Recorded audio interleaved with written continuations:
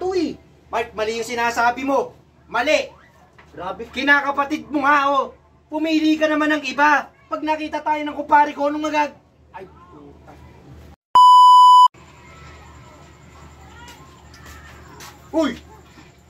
Mark, ka na yan? Pa, Anong pa? Hindi mo ba kilala yan?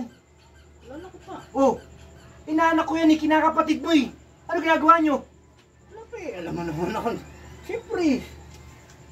Mark, umayos ka. Patayin na.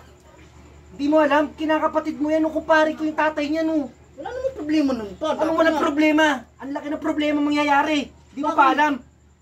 Anong bakit? Kinakapatid mo yan oh. Wala namang problema dun pa. Dapat ikaw kinakampihan mo ko pa eh.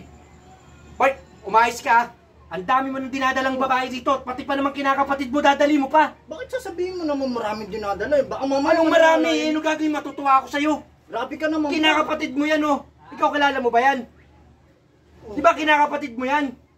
Oh. Grabe ka naman. Inaanak ko yan, Mark. Inaanak ko yan. Wala namang problema dun pa. Alam mo naman na ano, lalaki tayo. Ikaw rin naman dumaan sa ganito eh. Mark, mali yung sinasabi mo. Mali. Grabe. Kinakapatid mo nga oh. Pumili ka naman ng iba. Pag nakita tayo ng kumpare ko, anong magag... Ay, puta. Pa, dapat na kinakampihan mo kasi... Yatid mo yan. Yatid Grabe mo ka yan. naman eh.